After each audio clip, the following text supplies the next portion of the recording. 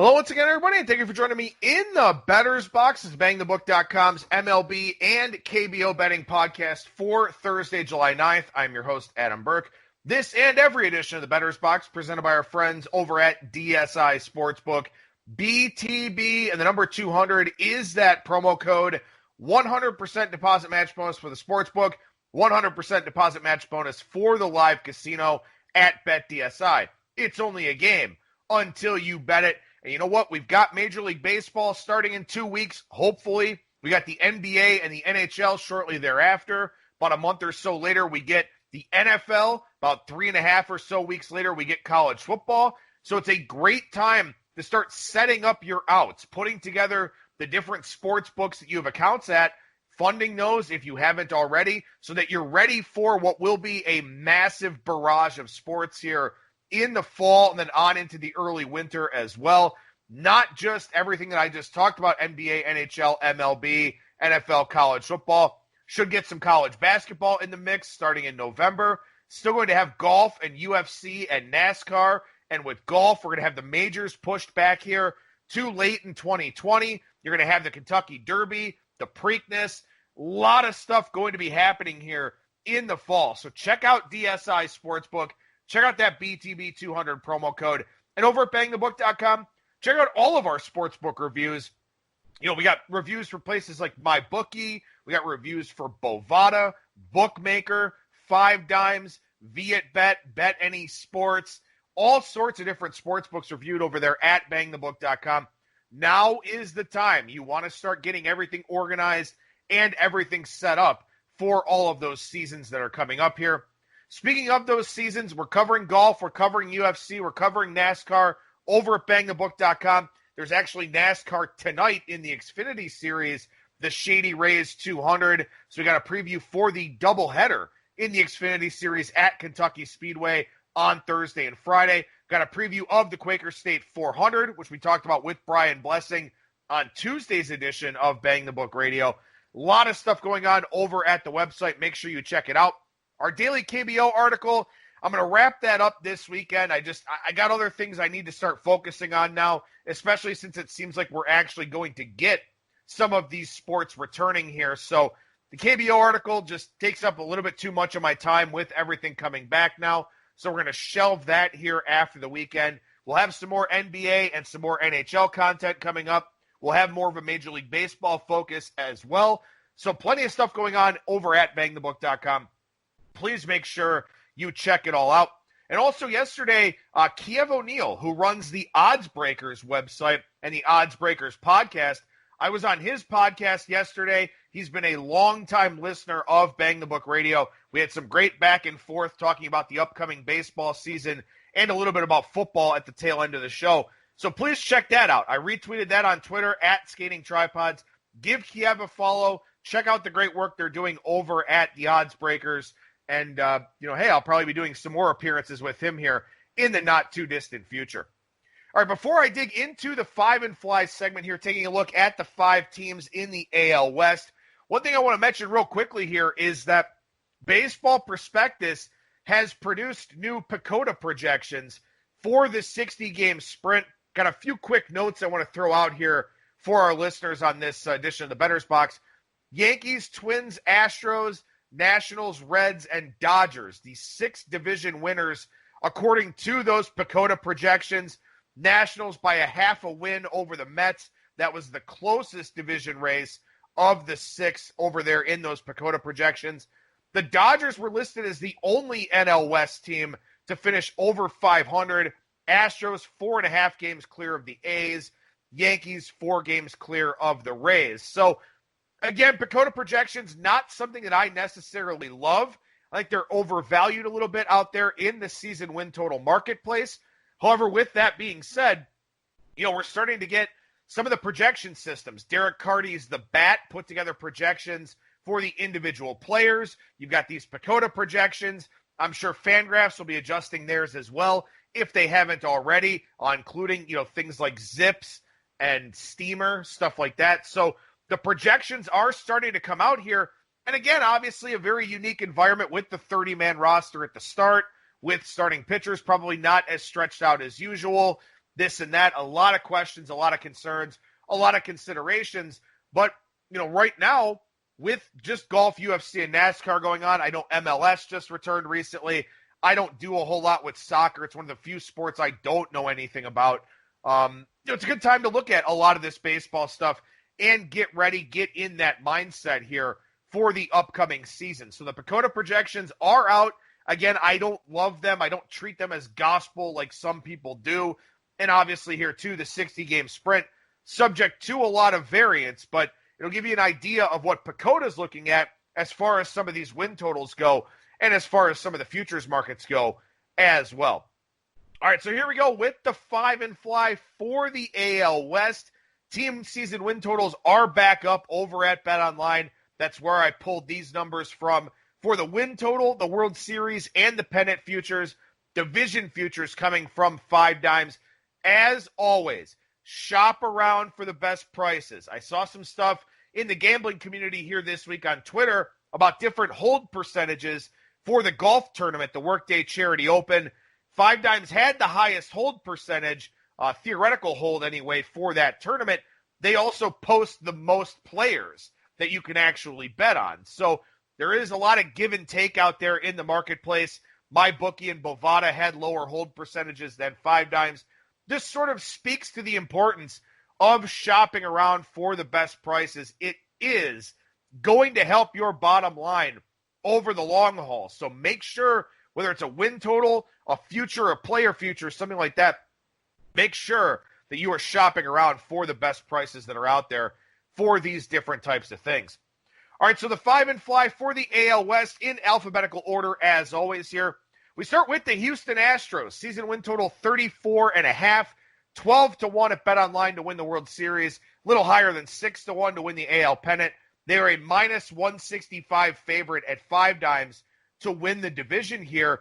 And things are not off to a great start for the Astros. Alex Bregman sitting out, kind of waiting on his test returns. Josh James, Jose Urquidy, Yordan Alvarez, all getting off to a slow start in camp here. Now, no test results have been made public for the Astros on an individual player level. It's said that James is dealing with a family matter. That's why he's out. But it sort of seems like the whispers out there are that maybe Urquidy and Alvarez do have positive Rona tests. Of course, as we've seen with Joey Gallo, Gallo's had 2 positive tests and 2 negative tests. So nobody really knows what's going on here with the testing process. However, it's a little bit concerning that James and Urquidy are off to slow starts here with the summer camp that they're calling it for Major League Baseball, because this Astros rotation is lacking some depth. They lose Garrett Cole. That's a big loss for them. A couple years ago, they lost Dallas Keuchel. Lance McCullers coming off of Tommy John surgery. So right now, you've got Justin Verlander and you've got Zach Greinke. There is no more Wade Miley. There's no more Garrett Cole. So they were looking at James and Urquidy to really be important pieces of this starting rotation. And then also hoping that Lance McCullers comes back well in his, I don't want to say first full season back, but does well coming off of Tommy John surgery. Now, this is the thing, though. I think because of this 60-game format now, this may actually help the Houston Astros and their rotation concerns. When you look around Major League Baseball, you see some of the more creative teams talking about what they're going to do with their starting rotations. Some teams are talking about doing piggybacks, where a couple of starters will back up each other, go 3 or 4 innings. You'll kind of shorten the game that way. Other teams are talking about 6-man rotations, like the Angels that I'll talk about here in a second, and also the Mariners, who I will discuss on today's show. But also, you're not looking for a whole lot of situations where you want to use your 5th starter. Now, depending on how the schedule works out, and for the Indians, for example, they play 17 games without an off day to start this abbreviated season. So they're going to have to use a 5th starter or maybe a 5th starter piggyback, maybe work in some openers, something like that. The Astros have enough arms. They just don't have a ton of proven starting pitcher arms. Beyond Verlander and Greinke, McCullers is proven as a starter, but he's coming off of the major operation in the rehab. James has been used in relief. Urquidy's kind of been, back and forth between being a starter at the MLB level and at the AAA level. So the Astros have these arms at the back end of their rotation with some promise that they can maybe use for 4 or 5 innings, 3 or 4 innings, something like that, and then turn it over to the bullpen. And they do have a very deep bullpen, and they've got some multi-inning relief guys like a Brad Peacock, like a Chris Davinsky, something like that, to where I think they actually greatly benefit from this format because they were going to have Verlander and Greinke throw probably about 200 innings. Otherwise, they were looking at several guys going in the 120 to 130 range at most. McCullers, James, Urquidy, Armenteros is a guy that maybe comes back at the end of the year. Forrest Whitley is an option too. So this is a team that was going to be kind of having musical chairs at the back of the rotation anyway. Now they can do that either in shorter bursts or with piggybacks, something like that. So I think this really helps a team like the Astros. Now, one thing I do worry about a little bit with the Astros here, with the new 3-batter rule, and if you end the inning, you don't have to come back out, but you have to face at least 3 batters if it's not the end of the inning. They only have 2 lefties in Framber Valdez and Cionel Perez. So that's a little bit of a worry in that the rest of the pitchers in their pool, at least their MLB pool, are all right-handed. Now, if you can get outs, you can get outs, and it's kind of irrelevant. But there are some things about this Houston staff I really like. Some things about this Houston staff I'm a little bit uncertain about. One thing I do like here is their offense. And that's not a big surprise. It's not an earth-shattering statement by any means. But when you look at this offense, this lineup is loaded with high exit velocity hitters. And exit velocity is one of the fastest statistics to stabilize. And it will generally be very consistent year over year as well. We're talking about maybe 40 batted balls for exit velocity to stabilize. It's also quick for things like barrel rate to stabilize as well. So when you talk about this 60-game season that will be open and subject to a lot of variance, if you've got teams that make punishing, hard, violent contact quite early in the process, like the Yankees, like the Astros, like some of those teams, their offenses are in better shape because they're going to make harder contact earlier on in the process. That will stabilize quickly. That's something I think will tremendously help the Astros. I think overall, for 162 games, I'd be a little bit worried about this team reaching some of the high expectations.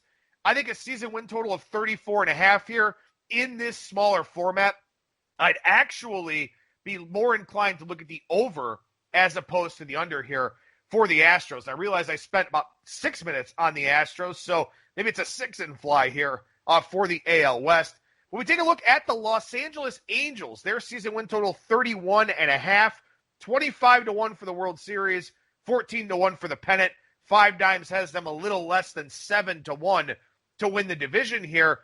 And obviously, you're kind of in a holding pattern with the Angels right now because we don't know what Mike Trout is going to decide. And obviously, this situation looms very large as he's the best baseball player on the planet. His wife is due in August. And, there are a lot of considerations on an individual level here if you've got a pregnant significant other. Because, right now there are the restrictions at the hospitals. One person is allowed and you can't have the Rona. So does Mike Trout quarantine for 14 days before the baby is born? Then does he go back and play? We don't know what Mike Trout is going to do. Does he play throughout? We don't know about that either. There is the paternity list here in Major League Baseball that they've added recently. But, for Trout, that may not be worth it for him. And there are other players that have pregnant spouses or girlfriends as well. So, we don't really know about that situation. The Angels are improved. The question is, how improved are they? They signed Anthony Rendon. That gives Mike Trout some help in this lineup. Rendon should be an excellent signing. Shohei Ohtani is now healthy to be a two-way guy, to be both an out or a DH and a hitter, and also a starting pitcher here. They signed Jason Castro. That's a pretty good signing. He's a decent hitter, decent pitch framer. Now that they've changed the outfield dimensions in right center, they've lowered that outfield wall. That should help with his left-handed power production. But what do you get from Justin Upton? What do you get from Albert Pujols, who, as we know, is just playing out the string of his career now on the wrong side of 40? What do you get from Tommy La Stella, who was off to a phenomenal start last year, suffers the broken leg? Injuries and the Tyler Skaggs passing were big considerations for the Angels last year, big reasons why things fell apart in the second half of the season. One of the things I worry about with the Angels, is their starting rotation. They're not deep, and they're not particularly they're not a high ceiling starting rotation. So over the full course of the season, that would worry me quite a bit. In this 60-game sprint, where anything can happen, where pitchers can go on little runs of being good or being bad, does that actually help the Angels in the sense that they're not asking guys to be good for 30 starts, they're asking guys to be good for 10 starts? That seems a lot more attainable with the group that they have. With guys like Andrew Heaney, Griffin Canning, they added Dylan Bundy now as well. And I think Dylan Bundy could be decent in this park away from the American League East. That's just kind of an inference of mine more than anything that I can back with data or anything like that. The starting pitchers look average. And I think that the schedule format could help the starting pitchers here. Because again, Major League Baseball tried to regionalize the schedule for this year. So you play the 4 division teams 10 times, and then you play your opposite division in interleague play. So for the Angels here, they will play 30 games at home. They'll play at Oakland, at Seattle. Those are 2 good pitchers' parks. The expectation is that the new ballpark in Texas will play a little bit fairer on the pitching side. Then in interleague play, they play San Diego, they play San Francisco, they play the Dodgers. Of course, the Dodgers, their rival, so they've got 6 games against them. So the Angels here may actually be in a position where their average to below average starting rotation could end up being a little bit better because of the parks that they're playing in. Now, with that being said, I don't love the offense. The offense will be improved with a big bat like Rendon, but now they're playing in a lot of poor hitters' parks as well. I don't love the bullpen for the Angels. I don't think that this Angels team is that significant of a contender. And obviously, if Trout is out, that's a very substantial development, to say the least. So I think if you're playing anything with the Angels, you'd have to look under, because I don't think the ceiling is very high for this team anyway. And right now, it seems like the only thing that could happen to them in the lead up to the season is that Trout decides to sit out. And that's certainly going to impact them quite a bit, maybe by a win or 2 over the course of this 60-game sample. So Angels, I don't have a lot of high expectations for a variety of different reasons. But again, in this shorter format, it may benefit them trying to be good for 60 games as opposed to trying to be good for 162 games. The Oakland A's, their season win total 33.5 here, 16-1 to win the World Series, 8-1 to win the pennant, little under 3-1 to win the AL West, according to 5 Dimes. This is an opposite situation, I think, for the Angels, or for the A's. I think the Angels being good over 162 is hard. I think being good over 60 is a little bit easier. I think Oakland is the type of team you'd rather have that larger sample size of games. Because I think over 162 games, they'll be very good. Over 60 games, I'm not sure that that's going to be the case. Now, offensively, this is virtually the same group as last year. They haven't really had too many additions or subtractions. They brought in Tony Kemp. That's probably the biggest move that they've made on the offensive side. But this is a very good defensive team. And that could be a big help in this format where a lot of pitchers, a lot of teams will be subject to BABIP variance, batting average on balls in play. Maybe the good defensive teams do get a leg up on the poorer defensive teams. And Oakland is a very, very good defensive team. Now, their park factor is really, really interesting here. First of all, they're used to playing in front of very sparse crowds, so that won't be a factor for them at all. Second, this is a very good pitcher's park with the expansive foul territory and all of that, but because they've loaded up on power the way that they have, they've been better than the opposition when they've been playing their games at home. But one of the biggest things I talk about year in and year out with Oakland is that their home field advantage is predicated on teams from the East and teams from the Central coming out West. What always happens is that these road trips get grouped for teams like the Indians, Twins, White Sox, Yankees, Rays, Red Sox, etc. These road trips get grouped. So you go and play in Anaheim, which is said to be a very nice ballpark and a nice area and all that. Or you play in Seattle, one of the favorite road cities for a lot of players. And then you play in Oakland. And the facilities are subpar. The area around the ballpark has been in question. I know there was, like a shooting one time when the Indians were out there, right around their team bus, stuff like that. So while the area has improved and a lot of local businessmen and entrepreneurs are doing what they can to try and improve the Oakland area, and they've had a lot of success with doing that, it's not a desirable road trip location for a lot of these teams, especially coming off of trips to places like Seattle or Anaheim or maybe an interleague stop in Arizona, something like that.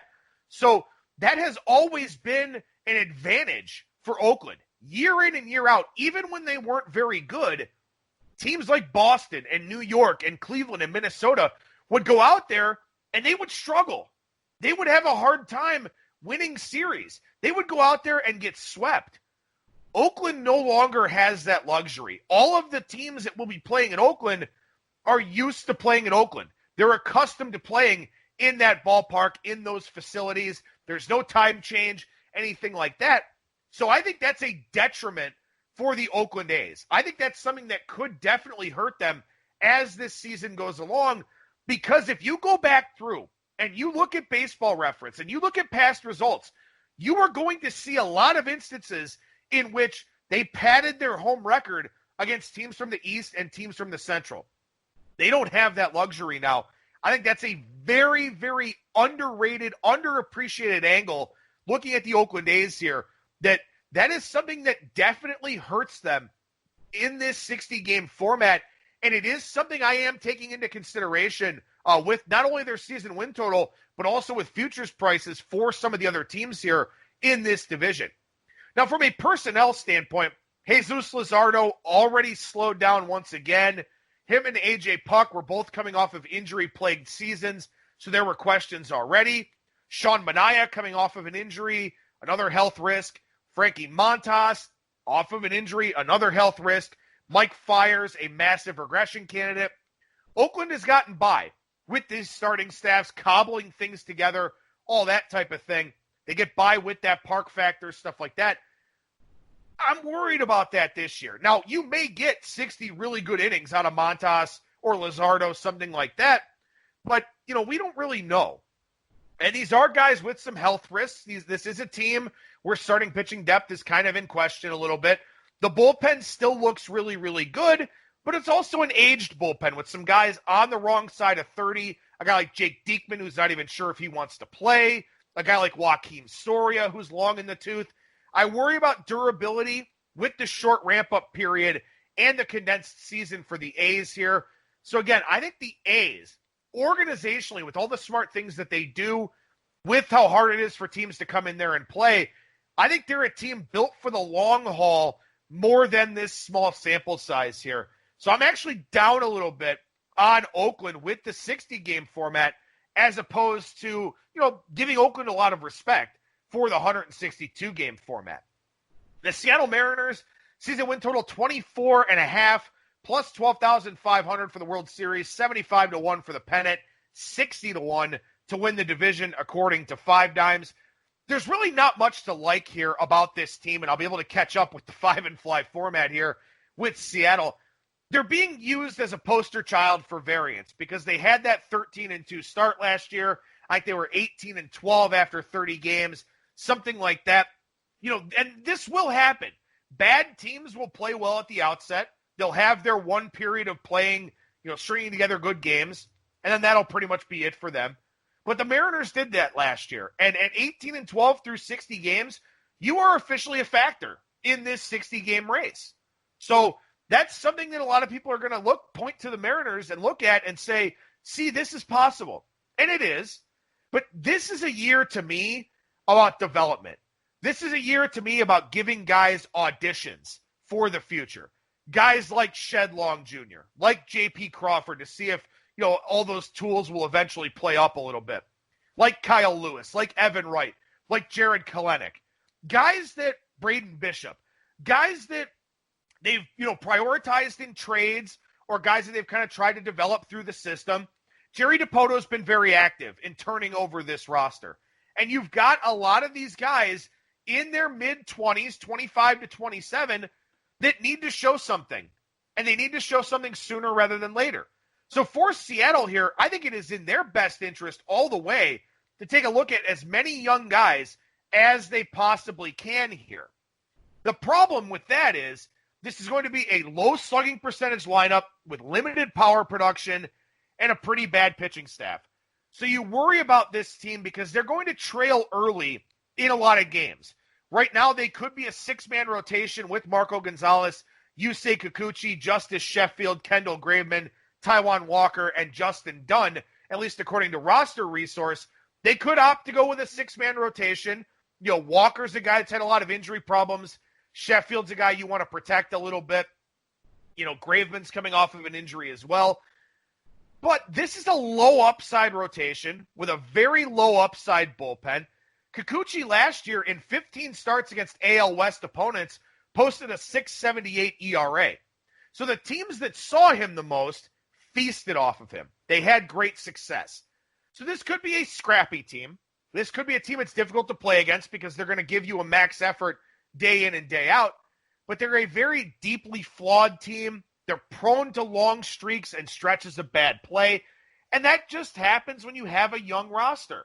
You're going to have days when that young roster puts up, double digits. You're also going to have days where they strike out 17 times and score 1 run on 5 hits, stuff like that. And I think you'll see a lot more of those games than you will the offensive breakouts. But again, you look at this 60-game format, the Mariners were 18-12 in their first 30 games last year. Their season win total is 24.5. It's not a big ask to go 7-23 over the last 30 games. So this is what I'm talking about with very low and very high season win totals. The margin for error is very slim.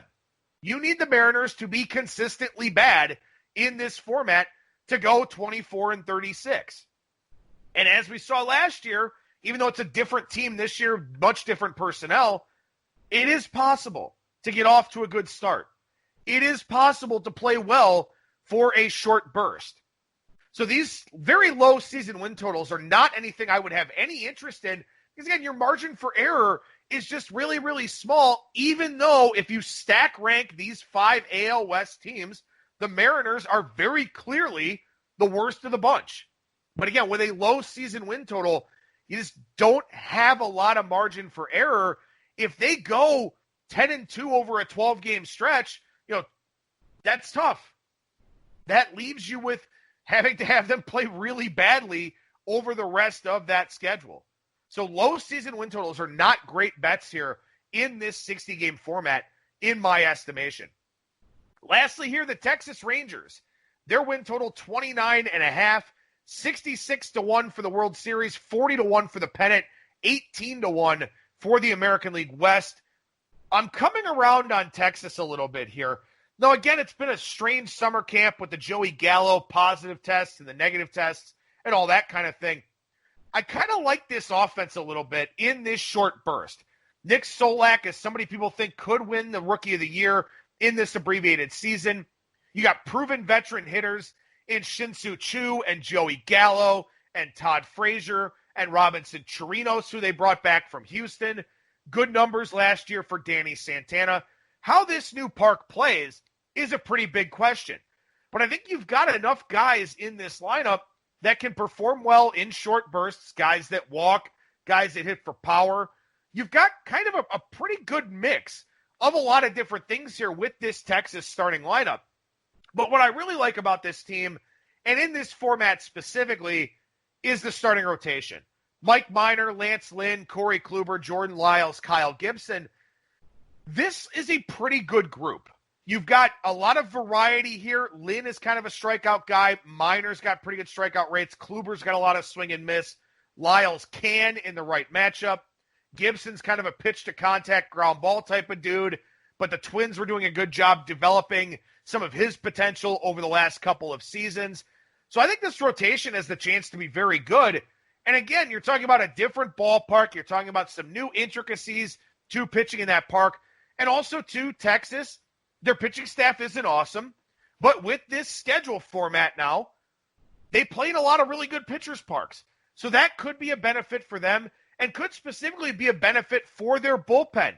With Jose Leclerc back in the closer role, Jesse Chavez in a shortened season as a multi-inning guy, a rubber arm type of dude. You like that? They've got enough fringy starting pitchers. They can maybe convert a guy like Ariel Jurado or Joe Palumbo, Yohander Mendez, something like that. They can kind of put some different things together here. And, last year, they overachieved. You look at their Pythagorean win-loss and their base runs and all that, they overachieved. So over the long haul, again, another team that I would expect some regression from.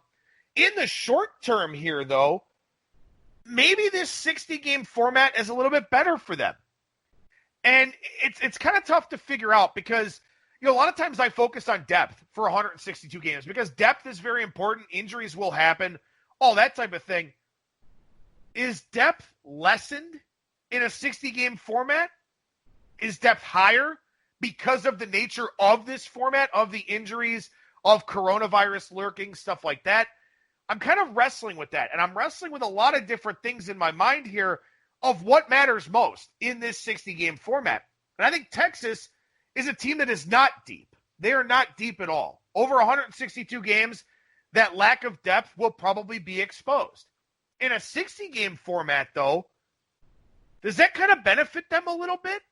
To where, they're topper heavy than some teams, but also their top heavy guys are really good. They've got the makings of a great starting staff. The back end of the bullpen looks okay if Leclerc bounces back. The lineup is top heavy, but, in this format, maybe that's okay. So the Rangers actually, to me, could be a really interesting team here because I think the shortened format hurts Oakland. I think without Mike Trout for any period of time, the Angels have some difficulties, and they have a pretty weak bullpen. Teams should beat up on Seattle a little bit. Texas may be the benefactor here of this 60-game season. Not to say I'm going to play a season win total with them or anything like that because, obviously not knowing what's going on with Joey Gallo is a big concern. And I don't know how many futures I'm going to play anyway, but I think there's a chance that Texas in this format could be more fun than they would have been in a 162-game season. So, the AL West is very intriguing to me. I think Houston benefits the most from this format. I think maybe Texas could benefit the second most. I think it actively hurts a team like Oakland, who many believe is a playoff contender, maybe a division contender in this format. And again, their season win total only one game lower than Houston's. I think this format hurts Oakland, though. So we'll see if that comes to fruition. And we'll talk more about some of those topics after the weekend here with the 5 and Fly segment for the NL East coming up on Monday.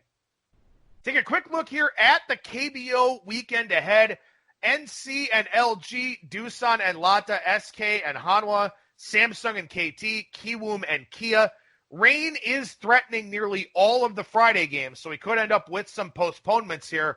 So keep an eye out for that if you're playing KBO DFS or something like that. We could have some rain in the forecast here on Friday. So check the latest forecast. Make sure you don't get stuck with a player in your lineup that winds up in a postponed game. NC and LG. The NC offense woke up off of the SK bullpen on Thursday, put up some runs, kind of looked more like what we're used to seeing. LG, they get shut out by Doosan on Thursday. They lose another series to their roommate rivals.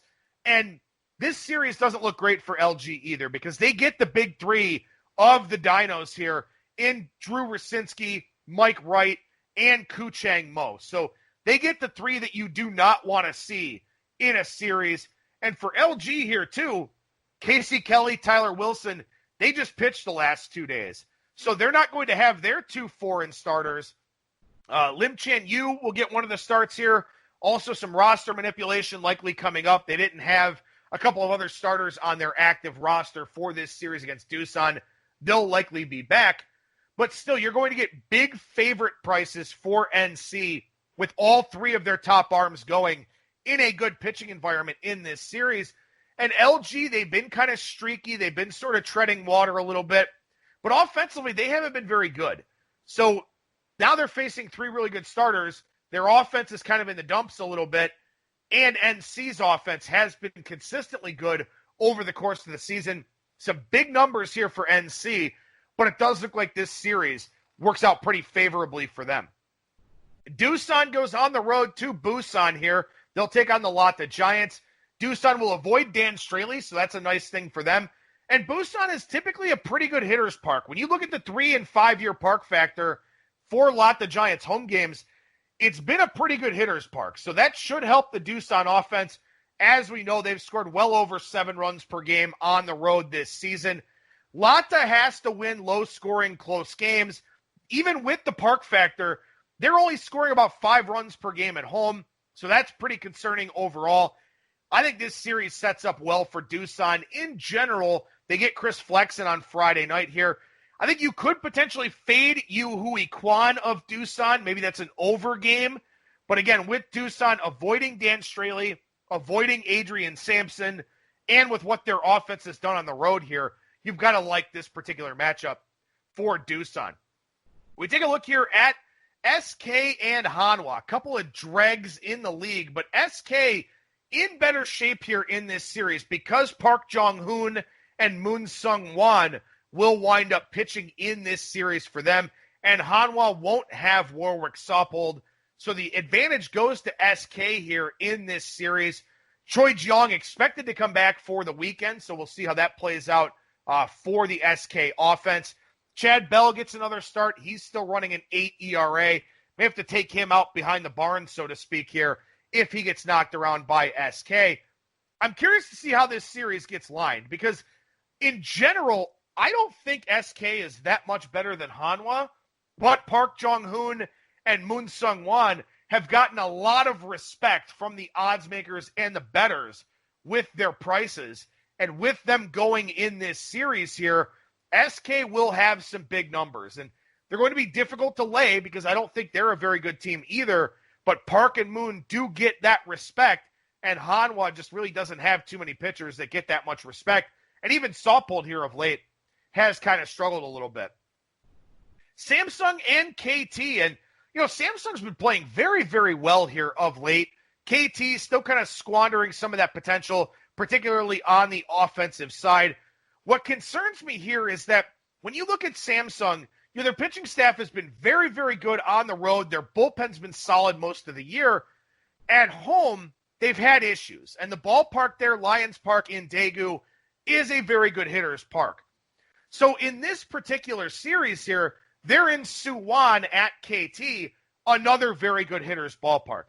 And for Samsung, even though the offense has been better here of late, they profile to me as a team that wants to win close, low-scoring games. KT plays a lot of high-scoring games at home, almost 12 runs per game scored in this ballpark. So I think you've got kind of contrasting styles here. Now, of course, for KT, their bullpen for the full season has been an issue, but recently, and I just upgraded the bullpen spreadsheet for the last 30 days to be reflective of June 7th, KT's bullpen has actually been really, really good here of late. So this is a tough series to handicap, a tough series to line in that KT games have been higher scoring at home, but these two bullpens have been very good recently, and these two offenses are just very inconsistent. So not a series I love. I don't think I would have a whole lot of interest in this one if I was still betting the KBO, but I will give you my thoughts over at bangthebook.com on the games here in this series. Finally, Kiwoom and Kia. Kiwoom's offense goes to a very good hitter's park here at Kia, but the Kia pitching staff has been pretty good at home, so you got to give them a lot of credit for that. Yang Hyun Jong will get the first start here. Aaron Brooks in the second one. And I believe Im Ki Young will get the third start for Kia in this series. Kia avoids Eric Jokic, so that's a good thing for them here in this matchup. Choi Wan-tae, Lee Sung-ho, whoever the spot starter is for Kiwoom. This is a tough one because I think Kia actually has the pitching advantage in this series, but Kiwoom definitely has the offensive advantage. Kia missing their second and third baseman, a couple of good offensive players for them out of the lineup. And they've struggled offensively here of late as well. So, maybe a lower scoring series in Gwangju. That could be the case. But again, I think Kia does have the upper hand on the pitching side. So we'll see how this series winds up getting priced. We'll see if Yang Hyun-jong can get back on track against a good lineup in a good hitter's park. Those have given him some trouble here so far this season. So, again, like I said, I'll do the KBO article here for the weekend, but then after that, I'm going to go ahead and shelf that and focus my time and attentions on some of the more pressing sports betting markets that will be making a return. Like I said, coming up on Monday, we'll do the 5 and Fly for the NL East. Also do another edition of the Monday Mailbag. So if you've got questions, add them at bangthebook.com.